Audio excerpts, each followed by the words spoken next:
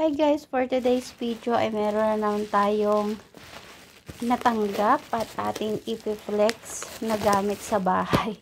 So yung unang video ko ay napindot, kaya iyan ay inulit ko. So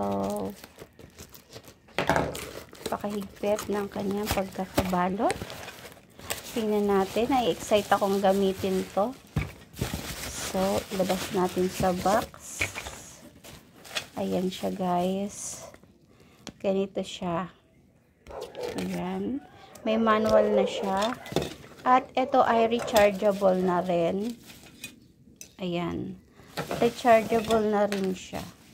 Tapos andito yung mga gamit niya. Ayan. Yes. Ito ay, kasi sabi ko sa inyo, nasira yung aking food processor. So, nung maggagawa ako ng chili garlic oil ko ay,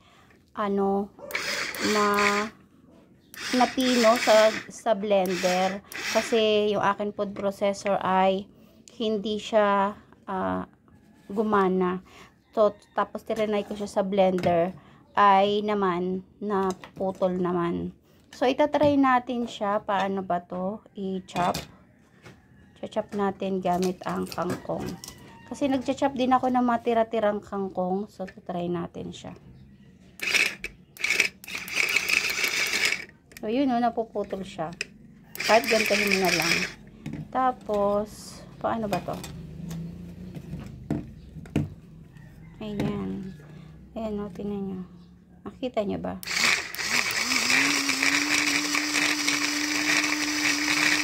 Ay, tatakpan pala. Asan yung takip? Ito pala yung takip.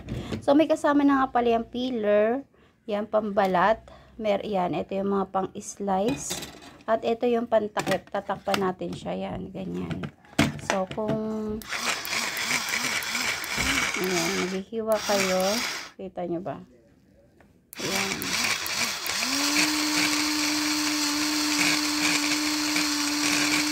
Kung bawang ang hihiwain nyo, ayan, kita naman, diba?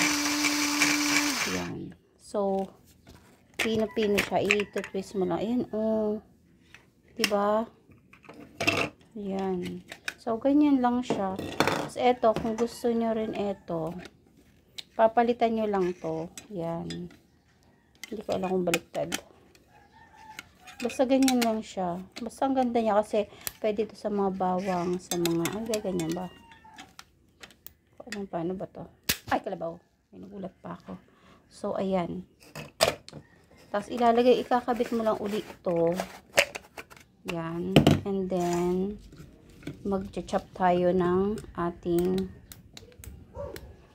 pan-chop. Ay, hindi pala siya. Paano ba yun? Hindi siya nagawa pag ganun. Dito ata. So, basta ganun siya. Ito, pag-aaralan ko pa siya kung paano ba. So, yan. Para sa akin, gamit na gamit ko to. Ayun, doon pala siya sa ibabaw. So, yan. Makikita mo naman dito kung paano siya gawin sa bawang, sa mga, ano ba to? Yan, sa bawang, sa sili, at kung ano-ano pang panghiwa.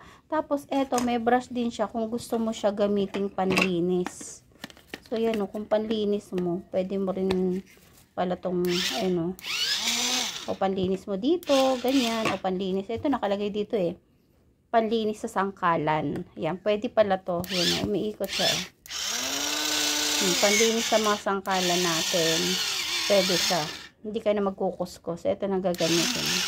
So, yan lang ang aking ipapakita ngayon. Kung gusto nyo rin po ito, bumili ng maliit na food processor, panghiwa lang sa bawang, sibuyas, sili, pwede po ito.